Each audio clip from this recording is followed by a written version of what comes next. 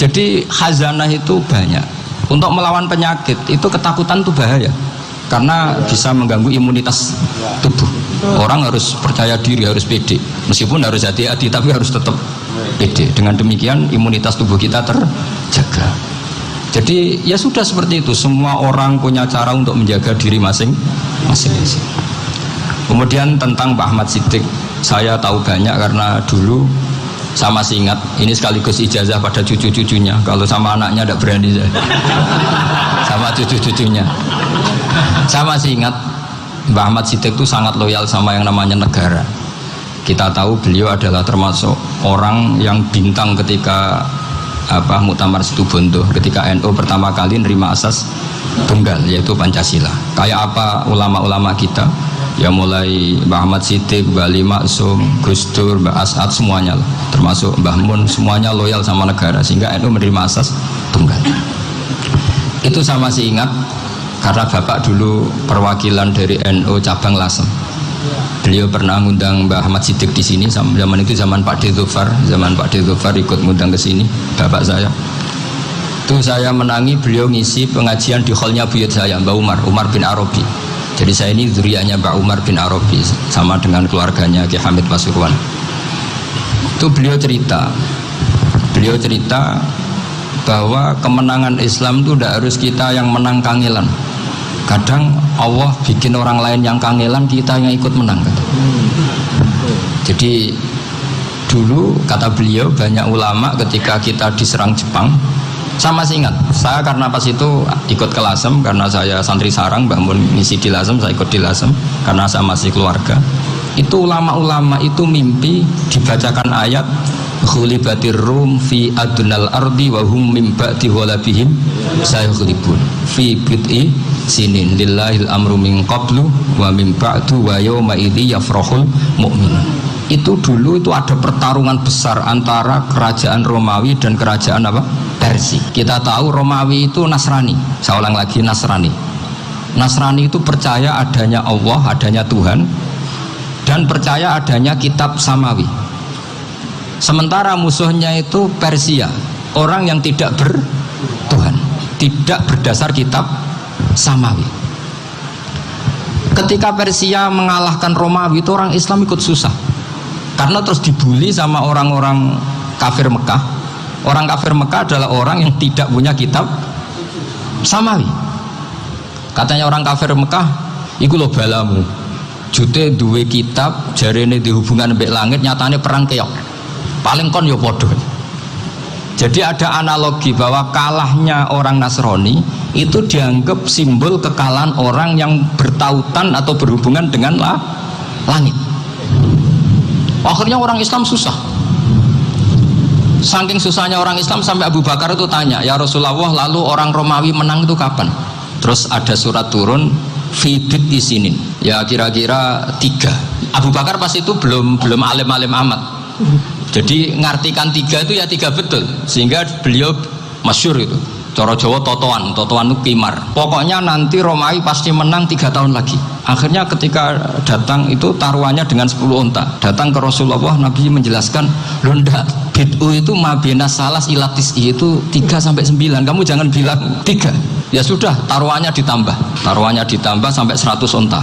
Tapi pembuktiannya enggak 3 tahun, tapi nunggu 9 tahun. Sampean jangan tanya, berarti dulu pernah taruhan halal. Zaman sebelum ngaji saya, sampean sudah sering taruhan, jadi jangan nyalahkan saya. Nanti itu ada ilmunya, namanya nasah mansukh. Dan taruhannya Abu Bakar enggak kayak sampean. Taruhan yang sangat-sangat demi Islam, bukan demi hadun nafsi. Betul. Ketika tahun ke-7 orang Islam itu menang. Gila ya, tahun 9 itu umat Islam menang. Menangnya umat Islam mengalahkan musyrik Mekah itu di Badar. Romawi mengalahkan Persia. Gara-gara Romawi mengalahkan Persia itu cara berpikir orang itu rubah. Ternyata langit itu ada, kekuatan langit itu ada. Sehingga meskipun akhirnya orang Kristen bilang ada Trinitas, terus mereka keliru dalam mengartikan Isa, tapi ada sekian nabi yang mereka sebut dan mereka hormati. Ada sekian kesamaan. Sehingga dalam Islam, saya ulang lagi, dalam Islam, andai kan disuruh milih orang komunis sama orang Nasrani, Islam tentu sama-sama kerjasama, milih sama yang Nasrani. Karena ini ahli kitab, kerjasama loh, bukan milih menjadi Nasrani. Nanti kamu salah paham, senangannya terus bully. Itu semangatnya pasti hasad ya. Nah, terus lalu relevansinya dengan Indonesia gimana? Wa yauma idzi yafrahul mu'minun. Ketika orang Romawi yang punya kitab samawi mengalahkan Persia yang tidak punya kitab samawi, itu orang Islam ikut bunga, ikut gembira. Itu semua kiai banyak yang mimpi seperti itu. Ini cerita Pak Ahmad Siddiq. Saya dengarin ini. Ternyata betul. Jepang itu nggak dikalahkan Indonesia. Jepang, Hiroshima dan Nagasaki dibom oleh apa? Sekutu. Akhirnya Jepang pulang. Pas Jepang pulang, Indonesia merdeka. Itu dulu kiai-kiai sudah nakwil bahwa menangnya Indonesia itu tidak harus mengalahkan penjajah. Pokoknya nanti penjajah ada yang mengalahkan itu. Jadi orang Islam zaman itu tidak bisa mengalahkan Persia. Yang mengalahkan itu Romawi. Tapi orang Islam ikut gembira. Itu sebenarnya wa yauma idzi yafrahul mu'minun binasrillah.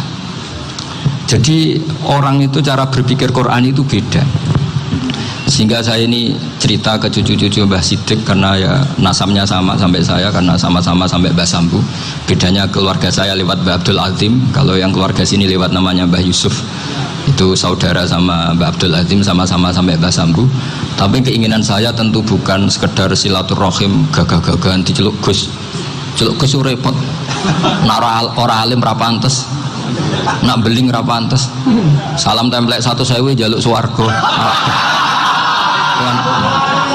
Kok mentalan yang 1.000 jaluk.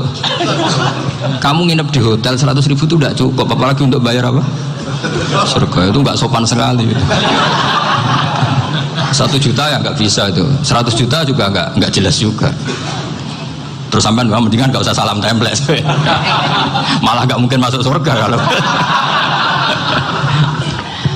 Jadi dulu yang namanya zuriyah, sampean tenang saja, nasab sampean tidak kalah dengan kita, karena nanti setelah di kuburan itu gus-gus itu nggak penting. Semua kalau ditanya bapak kamu siapa, jawabannya siapa? Nabi Ibrahim. Sudah parmin parlan hilang semua, sudah aman pokoknya nanti. Karena kalau nanti ditanya malaikat bapak kamu siapa, jawabnya Nabi siapa? Ibrahim. Makanya saya itu pemuja Allah yang serius. Sampean ya pemuja Allah, tapi kan kadang kurang alim. Saya ini pemuja Allah serius. Saya itu kalau ngaji, ya ngaji biasa belajar, itu sering nangis seneng. Misalnya saya baca tadi, Miftahul Jannah la ilaha illallah, kunci kok dikasihkan. Kita ini masuk neraka gak pantas, enggak bawa kuncinya kok masuk. Harusnya kita ini masuk surga, kita kan pegang kunci surga, gak pegang kunci neraka. Maka aneh kalau kamu masuk neraka itu aneh. Coba kita pegang kunci surga apa kunci neraka? Tapi kadang teman saya suon rokok anu kunci ini. Karena tidak ada pintunya. Terus saya bilang, kamu kok tahu? Memangnya mau ke sana, kata saya. Saya tidak punya rencana tahun neraka. Karena nanti di antara syafaatnya Quran itu orang kalau mau masuk neraka tidak jadi. Ya nggak apa-apa ya, diatur sendiri. Jadi di antara syafaatnya Quran itu orang nggak jadi masuk neraka. Jadi syafaat itu ada 2, dari neraka diangkat ke surga, dan itu bisa lama itu. Tapi kalau syafaatnya Quran itu yang belum masuk neraka supaya nggak jadi masuk neraka. Karena neraka juga punya aturan, dia juga kena aturan fikih. Jadi betul ini, saya ada bujan. Jadi kena konstitusi apa? Fikih. Sama tak ceritani syafaatnya Quran itu ada orang itu beling itu fasik. Itu dihafal surat Tabarok. Hafal betul. Tabarakalladzi biyadihil mulku wa huwa ala kulli syai'in qadir alladzi khalaqal mauta wal hayata. Pertanyaannya gini, boleh enggak orang menginjak surat Baqarah? Boleh enggak? Enggak. Padahal orang hafal Quran itu artinya ayat itu ada di hatinya. Fa inna wa ta'ala la yu'adzibu qalban wa al-Qur'ana. Allah tidak akan menyiksa hati yang menyimpan Quran, yang jadi flash disknya Quran, yang jadi rekaman Quran. Singkat cerita orang ini hafal. Pas ketemu Mungkar Nakir prosedur kan, ini orang fasik mau diantemin sama Mungkar Nakir. Prosedur ya, dia kan prosedur standar. Si surat Tabarak akhirnya menjelma jadi seseorang yang gagah berani.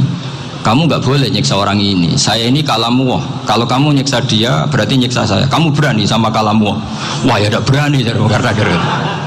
Tapi orang itu nakal, harus saya gebukin. Tapi kata Quran tadi, tapi saya di situ pasti kena saya. Oh debat. Enggak ada lajnahnya, ini gak ikut. Kalau Gus Wirjon ikut jadi lajnah. Kalau jadi lajnah pasti kroninan, kalau santrinya dimenangkan nanti. Akhirnya debat.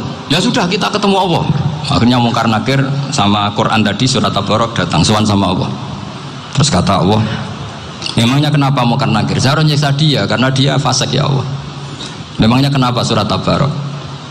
Saya ada di situ. Menurut aturan orang tuh nggak boleh injak Quran. Kalau dia nuduk saya, nuduk Quran, itu harus dikasih tahu fikihnya Mungkar Nakir. Akhirnya Allah ngendikan gini ke surat Tabarok, ya sudah terserah kamu. Kalau terserah pulau Gusti, Mungkar Nakir nggak boleh nyentuh orang ini. Ya sudah selamat. Sehingga terus itu sama baca di termasuk mujizatnya surat Tabarok di tafsir Ibnu Katsir banyak. Karena tadi logikanya malaikat itu juga kena aturan fikih. Sehingga banyak ulama termasuk Said Muhammad ngendikan pertanyaan Mungkar Nakir itu tidak semua orang kena. Kalau semua orang kena, nanti kalau tanya Nabi Muhammad, waman nabiyuka, kacau kan jamnya. Nabi kamu siapa? Saya ini Nabi. Ya kan? Lah nanti kalau pas ketemu Nabi Ibrahim, waman abuka, jadi repot kan? Makanya ada kiai yang guyon kalau ditanya merebuka, saya ini guru tauhid sembrono. Saya ini ngajar Ummul Barohin, kamu tanya merebuka. Masyhur itu keramatnya Imam Malik itu. Ada ashabu Malik, rajulun min ashabi Malik. Beliau ditanya Mungkar Nakir merebuka menabiuka. Imam Malik datang, ini seumur-umurnya itu ngajar tauhid. Kok kamu bedai itu gak sopan kamu. Dan kita berharap barokah sampean ngaji nanti itu. Malaikat itu anak sungkane itu. Dan saya meskipun guyon itu serius. Bedanya orang alim sama ndak itu di situ. Kalau orang alim itu guyon itu masih bener, masih serius. Coba saya bacakan ayatnya. Ala inna auliya Allahi la khaufun alaihim wa lahum yahzanun. Terus lahumul busyra fil hayatid dunya fil akhirah. Artinya kalau Mungkar Nakir dengan penampilan garang gitu, berarti ada ketakutan apa enggak? Ada. Padahal ciri utama walinya Allah tidak ada ketakutan. Makanya itu termasuk dalilnya Sayyid Muhammad, tidak semua orang alami seperti itu karena wali-wali itu la khaufun alaihim wa lahum yahzanun. Wah anak kiai ketemu karena kerja buat tidur wedek. Wih, aku rezeki ora kalau pertanyaan itu, nak konan santri piye? Lho isen wis kiai dihanjuti Mungkar Nakir. Malu gak kira-kira? Mesti pelengane konan santri piye? Nah jawabannya gampang karena pernah ngajar tauhid. Makanya Sayyidina Ali ini cerita ini ada di kitab Nurul Dholam. Sama lihat di kitab Nurul Dholam karangannya Syekh Nawawi Banten. Itu Sayyidina Ali itu ya, andai kan orang biasa mungkin ya agak-agak hasut, tapi ini wali gak boleh kamu katakan hasut. Dia itu mangkal sama Umar. Orang kok setiap orang pernah dibentak, apa dia berani bentak Mungkar Nakir? Penasaran dia. Bagaimana kerengnya Umar itu berlanjut enggak gitu kira-kira. Akhirnya minta, ya Allah saya minta kasyaf. Ya karena yang minta Sayyidina Ali karena mau wajah dituruti sama kasyaf. Dilihat Sayyidina Umar pas meninggal itu. Jadi hasud itu ya kadang penting asal baik. Loh betul, bahasa Kanjeng Nabi kadang la hasada illa fisnaten. Itu Nabi bahasakan ya hasad. Gus Wirson aja yang nafsirkan ghabtah itu kan gaya-gayanan sebagai ulama. Aslinya Nabi ngendikan itu la hasada illa fisnaten. Ulama yang ganti itu namanya ghabtah. Wong Nabi sendiri nyebut hasad, kok kamu tafsiri ghabtah. Ya hasad ya hasad. Udah, enggak usah ditawil-tawil, pokoknya gitu. Kalau sampean nggak percaya nggak apa-apa. Kok gitu aja kok repot. Karena sampean nggak percaya kemungkinannya dua. Satu nggak ngerti. Dua sama-sama alim. Kan dari awal kalau sama-sama alim kan laisa li alimin ayuqallida aliman akhor. Kita nggak perlu saling mengikuti. Ngapain hasud? Biasa aja. Akhirnya Sayyidina Ali kasut. Pas Umar bangun, setelah mati kan bangun, setelah meninggal bangun. Mungkar Nakir datang dengan perang yang sangat garang. Itu digambarkan Sayyidina Ali, matanya itu kal kidril ghali, kayak apa kendil yang apa menganga. Seru. Sayyidina Ali senang, paling takut ini Umar. Senangnya bukan main, wah ini mesti takut Umar. Biasa. Ternyata enggak, Umar malah bangkit. Woi Mungkar Nakir, kamu tahu menghadapi siapa?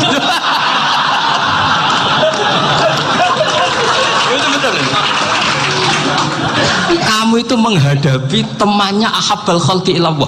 Yang diandalkan temannya bukan dia. Kamu tahu yang kamu hadapi, saya ini teman kekasihnya Allah.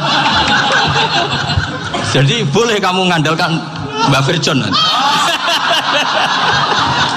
Tapi nanti resikonya mungkar tanya, itu Virjon siapa?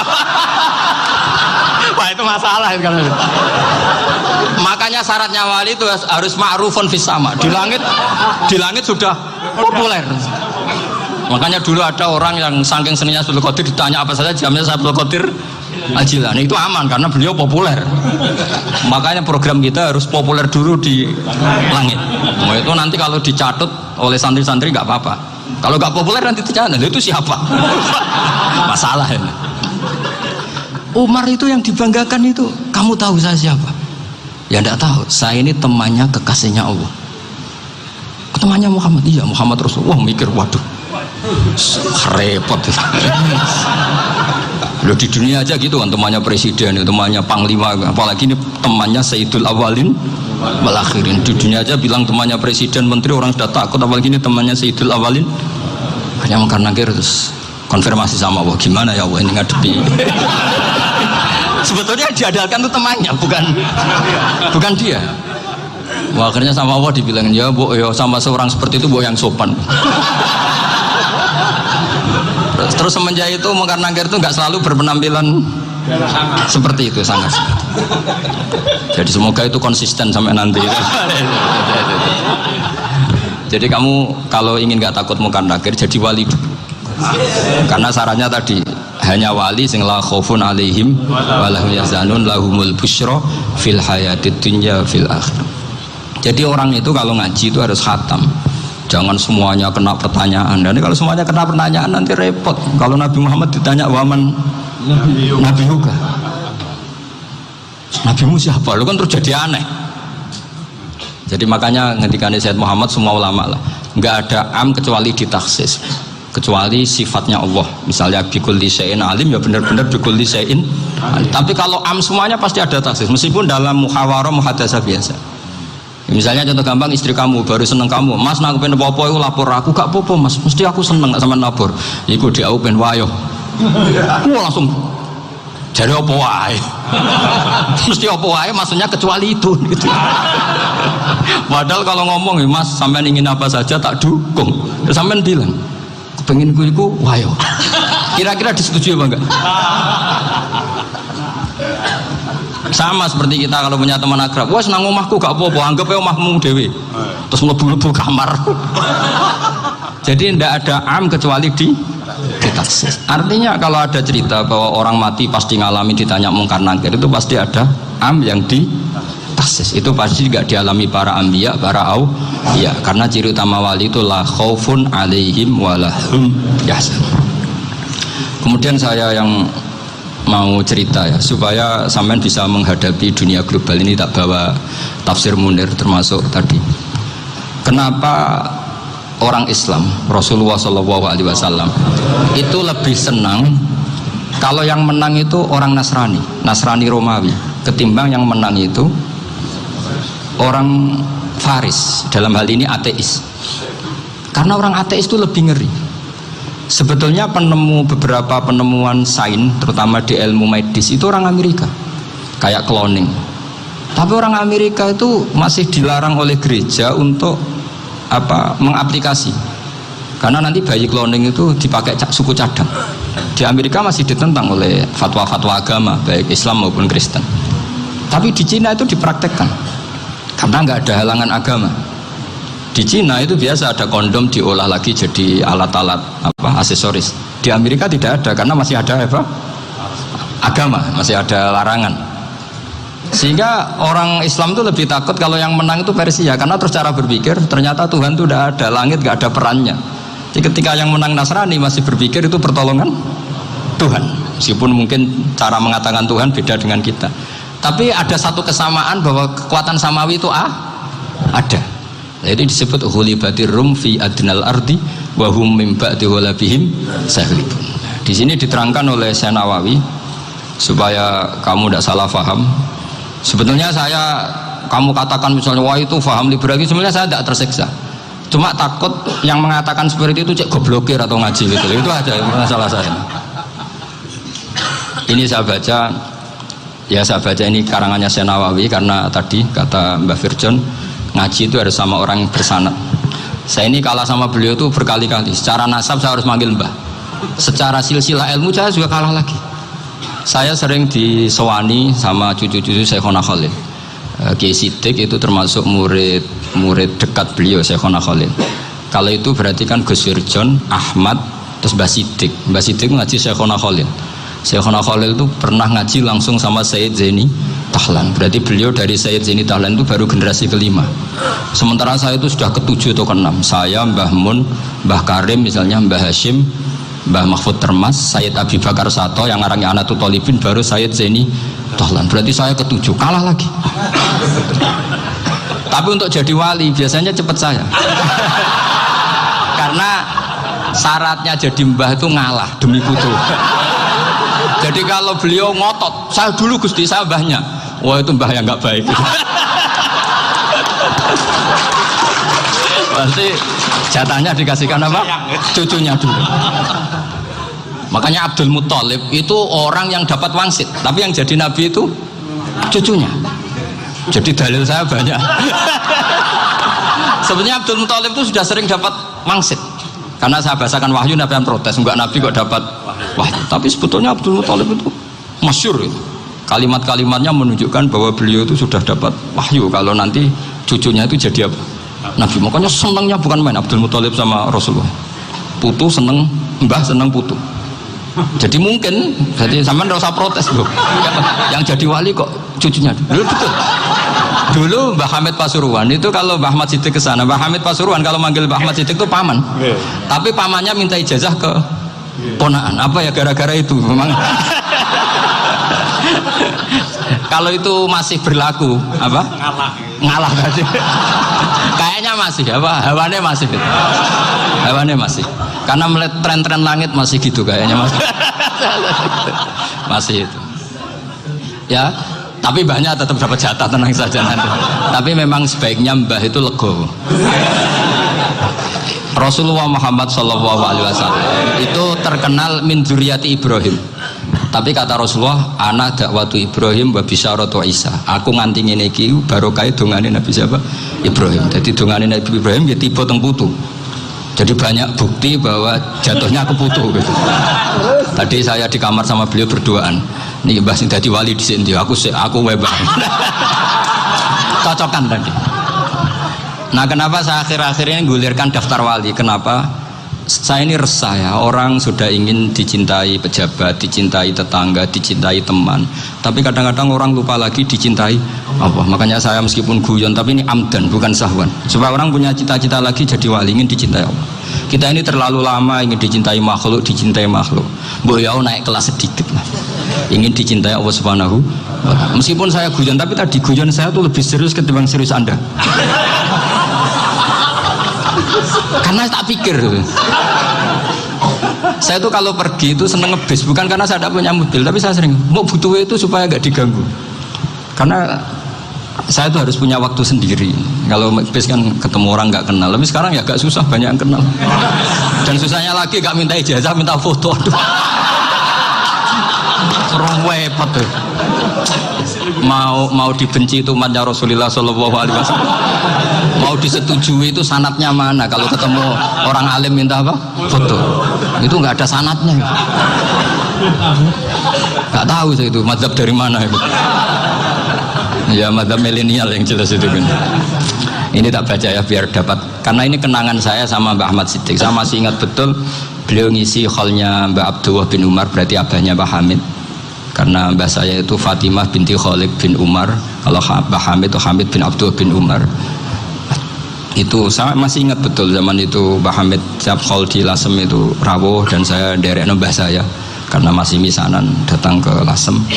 Itu beliau pas itu ngisi sama Mbah Mun. Mbah Mun masih muda, Ki Ahmad Siddiq sepuh senior. Itu beliau cerita bahwa dulu ketika Indonesia dijajah Jepang itu para kiai mimpi dibacakan ayat Khulifatir Rum fi adnal ardi wa hum min ba'di ghalabihim. Terus ada kiai yang tanya, takwilannya gimana? Ya nanti Jepang pulang bukan karena kita yang mengalahkan, tapi Jepang ada yang mengalahkan sendiri meskipun tidak kita. Kayak dulu Faris tidak dikalahkan Islam tapi dikalahkan Romawi, tapi yang senang umat Islam. Wa yauma idzi yafrahul mu'min.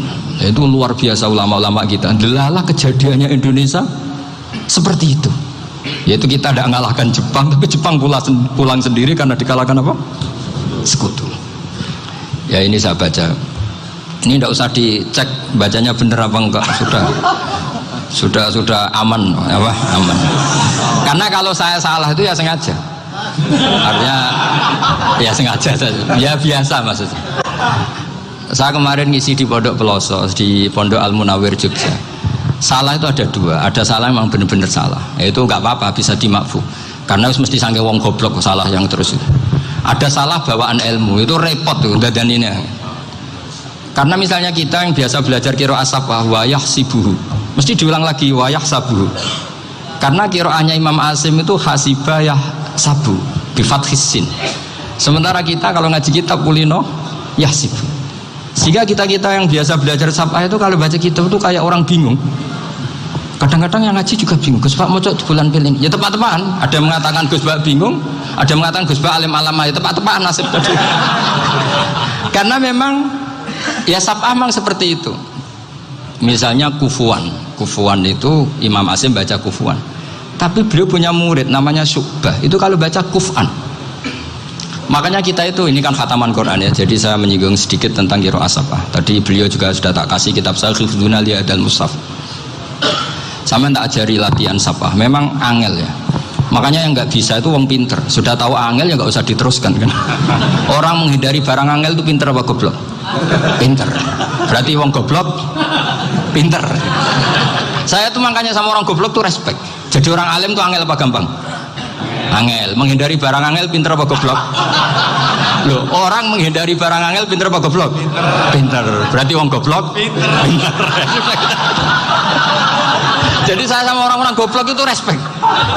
Sudah tahu jadi orang alim angel, ya barang angel ya harus dihindari. Makanya saya ini insya Allah umatnya Nabi yang termasuk yang terbaik. Amin. Karena mencintai umatnya Nabi termasuk yang goblok. Waduh, itu tidak gampang itu. Karena tadi sudah tahu ya. Seperti itu loh orang naik panjat pinang itu yang naik karena ingin hadiah. Yang nonton sudah tahu, wah licin kok dinaikin mau keplotok ya. Tapi orang sepakat yang nonton juga pinter karena sudah tahu ribet kok. Tukun yang pasar gak kena lah apa mainnya. Sama juga gitu. Ngalim tafsir angel, ngalim fikih angel. Nanti akarek ngaji ngerekam kan gampang. Itu pinter apa goblok? Pinter. Iya.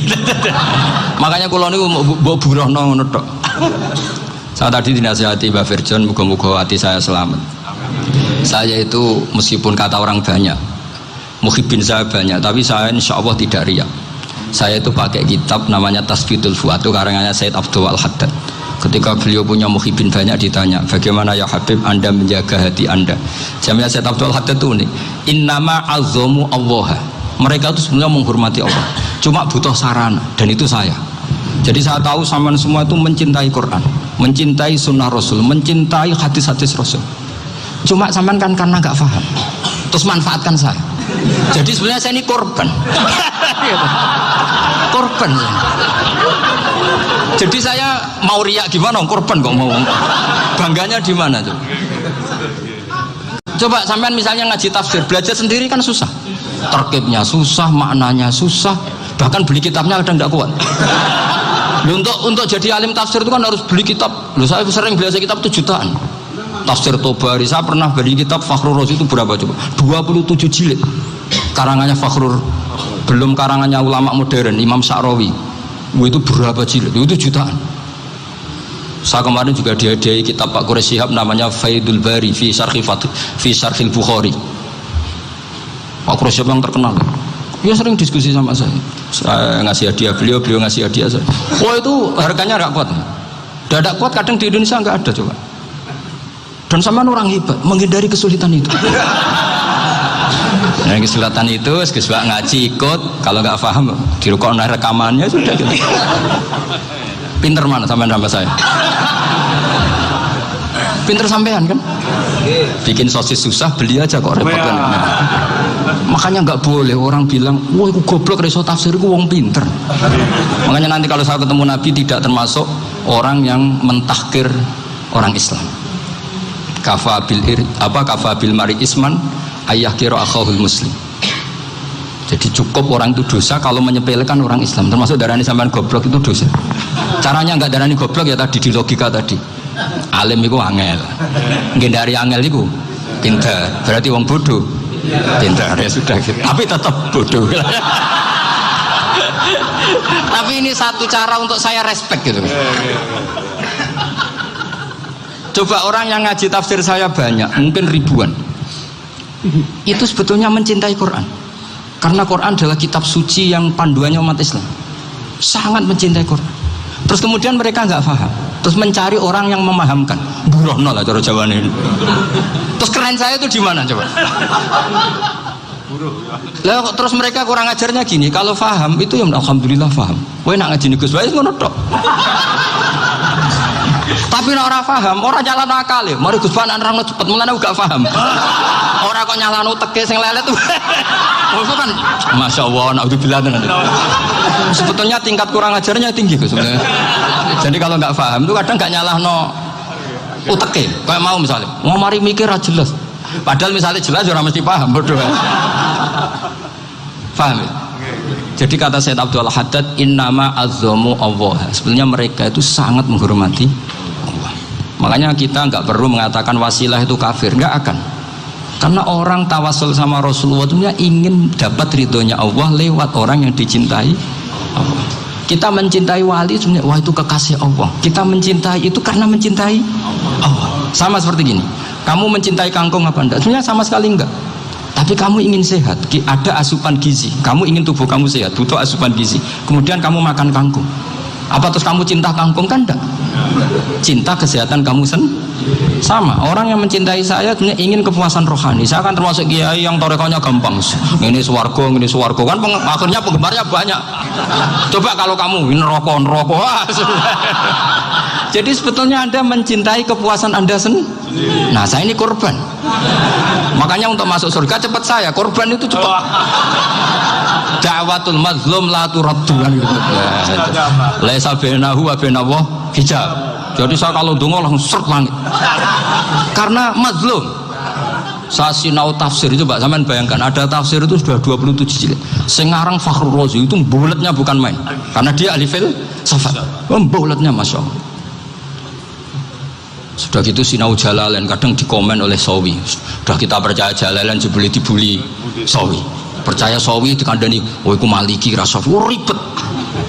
Sudah gitu sinau Qurtubi, sinau tafsir Tabari itu susahnya. Belinya susah, belajarnya susah. Padahal saya punya keluarga, punya istri, punya anak. Bayangkan kalau istri saya rewel kayak istri sampai.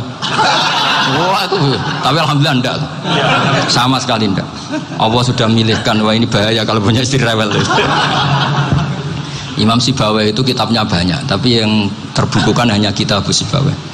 Karena beliau kalau sudah belajar lupa istri. Hanya pas beliau di pasar, kitabnya dibakar semua sama istrinya. Karena dianggap saingannya. Ternyata yang dicerai tidak kitabnya, malah istrinya. Itu Imam siapa? Sibawai. Tapi alhamdulillah kitab saya nggak terbakar, aman. Saya teruskan ya. Jadi untuk menjaga riya dilatih innama azzamu Allah. Sebenarnya mereka itu menghormati Allah. Sehingga wasail-wasail itu sebenarnya nggak pernah jadi subjek pelaku utama, enggak. Tetap Allah. Sebab itu kata Sayyid Muhammad, kamu kok mengatakan wasilah itu kafir itu gimana? Ketika innallaha qad ba'atsa lakum taluta malika. Talut itu ya manusia. PD-nya itu apa? Inna ayata mulkihi ayyatiyakumut tabut fihi sakinatum min rabbikum wa baqiyatum mimma taraka ahlu Musa wa ahlu Haruna tahmiluhul malaikah. Jadi beliau pede itu kalau bawa sunduk semacam peti sakti, sing di situ ada baqiyatum mimma taraka ahlu Musa wa ahlu Haruna tahmiluhul malaikah. Ya kayak semacam jimat ya. Tapi saya bukan mensyariatkan jimat enggak, karena nanti banyak penjual yang pembohong juga gitu loh.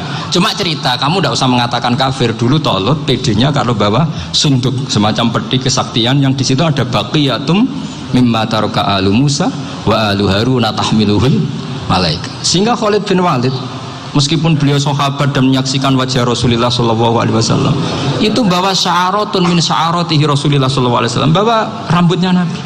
Perang kemana-mana itu diletakkan di pecinya. Nanti sama tanya lagi, masa pakai peci Khalid bin Walid itu? Wah panjang, sampai itu repot. Sampai tak warai ngaji usul fikih. Usul fikih itu kalau ngaji itu ada istilah tangkihul manat. Ini mesti ini wilayah yang kita bisa berdebat sama Mbah Firjon. Dulu itu musuh saya karena saya makili Anwar, beliau makili Peloso. Tapi tahu-tahu kalah tua terus saya mengundurkan diri. Di fikih itu ada istilah, ada tangkihul manat, ada tahqiqul manat, ada tangkihul manat. Tangkih itu kira-kira gini, lafadz hadis itu dibuang sekian untuk tahu bahwa itu madarul hukmi. Misalnya gini, tak beri contoh paling gampang. Sama harus paham, kalau nggak paham nggak pinter-pinter. Ja'a a'rabiyun ila Rasulillah sallallahu alaihi wasallam. Ya karena ini menghormati Mbah Ahmad Siddiq, saya orang alim, jadi ngaji ini tetap ada suasana alim. Ya harus ada suasana alim, nggak perlu jadi orang alim, tadi susah. Sudah ngindari susah itu pintar, sudah itu aja.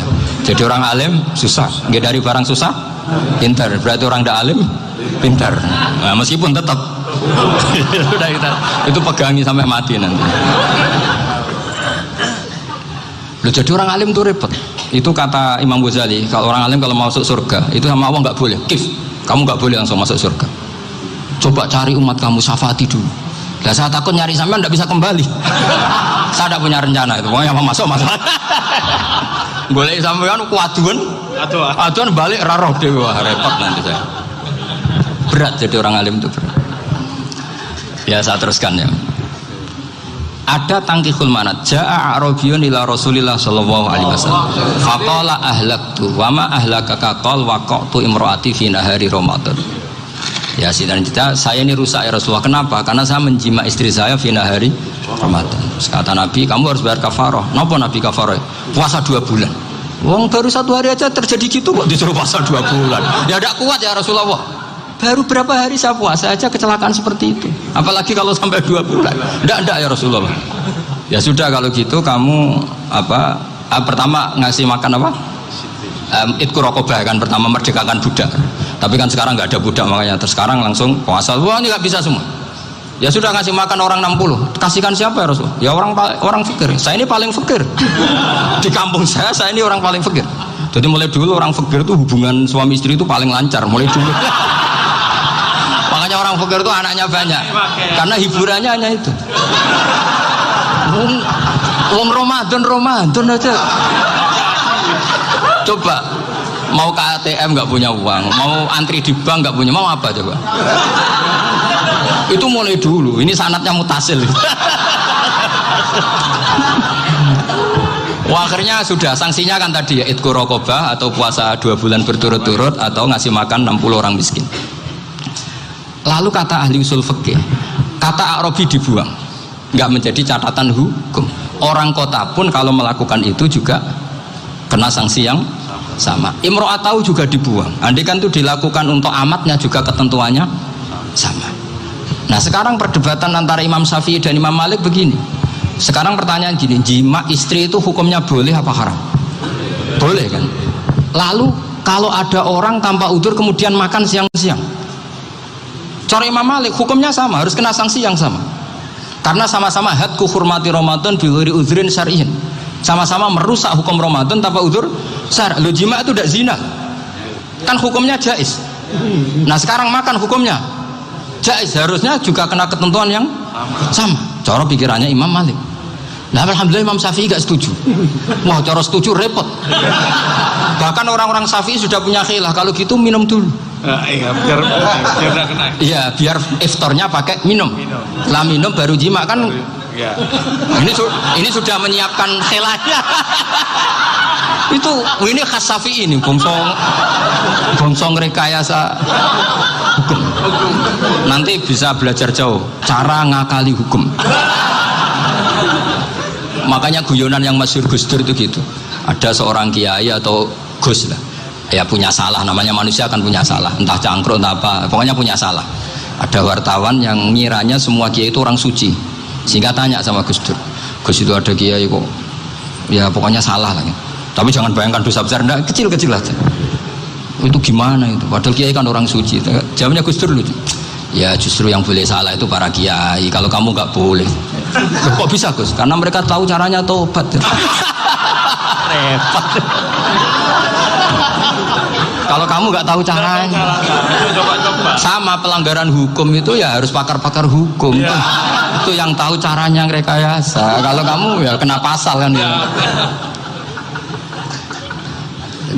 Jadi kamu jangan niru saya ini punya sekian cara untuk nah, itu namanya khilah. Makanya kata Sayyid Muhammad, kamu tidak usah anti khilah, karena Abu Hanifah itu membolehkan khilah, kitabul khiyal. Yang penting kamu soleh dulu, setelah soleh nanti Allah maklumi. Soleh dulu, syaratnya soleh dulu. Kalau tidak soleh jangan. Contohnya gini, ada orang mau puasa lemes sekali, mau makan, gampang. Kalau langsung makan kan kayak hadku hormati Ramadan biwiri udrin syariah. Aku langsung mau jembera sowan Mbah Firjo. Sudah status saya apa? Musafir. Nah, sudah berangkat aja sampai Tuban makan. Nanti kalau nggak jadi ya nggak apa-apa sudah. Kan mulai pergi sudah musafir. Saya tidak tahu nanti malaikat tertarik gebuki nggak tahu. Tapi itu ada khilahnya. Asal soleh. Karena kata Sayyid Muhammad dan semua kitab mengatakan itu. Kalau sama nggak tahu ya kebablasan. Nabi Ayub, nabi yang terkenal Gudiken itu siapa? Ayub ya. Itu yang Israiliyatnya akan seru lah. Gudiken dikukur bek kreweng itu terlalu lah kalau itu. Untuk kreweng konti ning Arab ora ono kreweng itu sudah masalah itu. Singkat cerita, Nabi Ayub ketika diasingkan kaumnya itu kan nggak punya sumber makanan. Lah orang lelaki itu mulai dulu egois. Istrinya Nabi Ayub itu cantik sekali, udah cantik, rambutnya bagus. Makanya kamu nggak usah tanya kenapa istrinya kayak banyak yang cantik. Ya nah warasatul anbiya, nggak boleh gitu. Kalau nggak cantik ya warasatul anbiya dari segi balak. Istrinya Nabi itu semuanya cantik. Nggak usah tanya sebabnya apa, pokoknya gitu semuanya cantik. Singkat cerita, beberapa kali istrinya Nabi Ayub itu kerja demi bisa nafkahi Nabi siapa? Suatu saat itu tidak ada pekerjaan yang cukup untuk beli roti. Satu-satunya peluang dapat rezeki itu putrinya raja itu rambutnya berondolin. Terus ada sayembara siapa yang rambutnya bagus mau dibeli. Sampai rambutnya istrinya Nabi Ayub itu dijual. Nabi Ayub tersinggung karena itu mengurangi kecantikan. Jadi lelaki mulai dulu gitu. Udah nggak urun kalau istrinya nggak cantik itu komplain. Itu khasnya lelaki. Jadi kalau kamu gitu ada sanadnya juga, tenang saja ya. Komplain ya pegawaian itu. Saking mangkelnya Nabi Ayub terus ngendikan la adriban naki mi'ata sautin. Kamu akan saya pukuli dengan mi'ata sautin atau dengan 100 cambukan. Atau mi'ata dikhtin atau mi'ata apalah sesuai konteks zaman itu. Engko namun pecut tuku konti kok ribet lagi.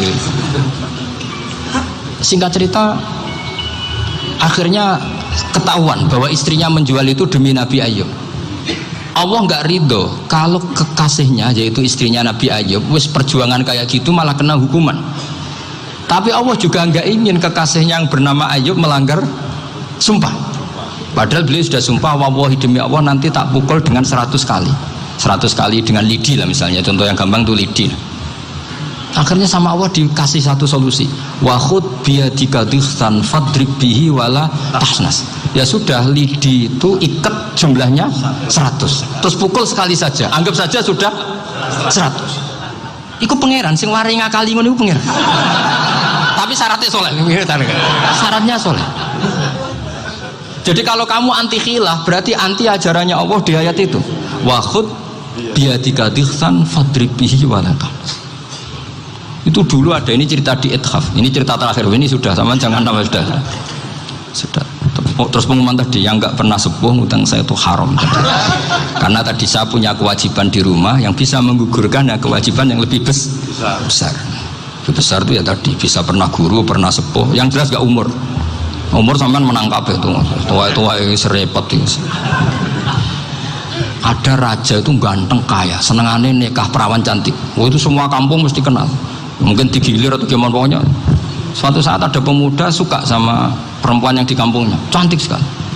Kemudian pemuda ini ternyata pekerja di kerajaan itu. Tiap hari ditanya, wah itu yang di kamu yang cantik siapa? Mau saya nikahin gini. Wah bahaya ini saingannya raja. Jadi yang dibidik pemuda tadi itu saingannya si raja ini orang yang namanya raja kan gengsinya tinggi. Kaifatang kihuha wa qad ra'aitu qad qabbalaha rajulun. Kobok nikahi, saya tuh pernah melihat dicium lelaki. Wah gak mau. Gak gelem kadang ditambung kan wa qad qabbalaha rajulun. Saya pernah melihat sendiri qabbalaha rajulun, dicium oleh lelaki. Wah sudah gak minat raja langsung gak keren. Suatu saat pemuda tadi nikahi perempuan itu. Rajanya marah-marah, kamu lelaki gak punya harga diri gini. Gak punya selera, gak punya harga diri, sudah pernah dicium orang kok tetap dinikah. Terus bilang ke raja, ta'rif manir rajul, lelaki itu siapa? Abuha. Kamu tahu lelaki itu siapa? Sopo? Abuha. Bapaknya. Saya kan hanya bilang rajulun. Pernah dicium lelaki. Lah pikirannya raja itu lelaki kue-kue ngene iki. Tapi butuhnya canom mau rojo ben gak sido itu aja tuhnya. Baru kayak digulirkan gitu wakot kebalah rojulun. Wah nggak mau. Setelah itu suatu saat pegawainya tadi nikahi perempuan. Kamu nggak punya harga diri gini. Kamu tahu mandir rojul Bapak Abu. Wah nak ngono aku gak apa-apa. Lah monggo sakniki wis bojo kula. Ora trimo wis diambung wis macam-macam. Lah itu namanya khilah. Apa? Khilah. Kalau di Balawa disebut tauriyah atau apa. Tapi saya tidak ngajari sampean seperti itu. Sudah pinter sebelum saya ajarin. Bangsa ngakali kan sudah pinter. Ya ini terakhir tak baca Arabnya saja nanti. Bismillahirrahmanirrahim. Biar dapat barokahnya Syekh Nawawi juga barokahnya guru-guru. Bismillahirrahmanirrahim. Wasababu nuzuli hadil ayati annahu kana baina farisa war rumi qitalun wa kanal musyrikuna yawadduna antaghliba farisu ar-ruma li anna farisa kanu majusiyan ummiyin wal muslimuna yawadduna ghalabatar rum ala faris liqaunihim ahla kitatin. Jadi zaman dulu orang Islam lebih senang kalau yang menang itu orang Nasrani. Kalau bandingannya ateis, karena bagaimanapun percaya kekuatan langit. Sementara orang ateis sama sekali tidak percaya kekuatan. Apapun bedanya kita dengan Nasrani itu ada kesamaan, yaitu percaya adanya kekuatan langit. Sehingga ketika orang Romawi kalah itu orang Islam ikut susah. Paham ya? Makanya ini tak baca biar sampean enggak macam-macam pikirannya. Fab'atha Kisra saat terusnya, ya pokoknya seperti itu. Akhirnya Rasulullah SAW berdoa lebih senang yang menang itu Rom karena ahli kitab. Artinya apa? Kemenangan ahli kitab adalah kemenangan makhluk atau hamba Allah yang mentautkan kekuatan kita di bumi dengan kekuatan langit. Makanya saya berharap selain kita ikhtiar medis, kita harus memperbanyak istighfar. Bagaimanapun semua itu dari Allah Subhanahu wa Ta'ala. Kita menghormati negara dengan ikhtiarnya, tapi saya mohon sekali kita juga istighfar, karena semua itu juga ditentukan oleh Allah, oleh langit.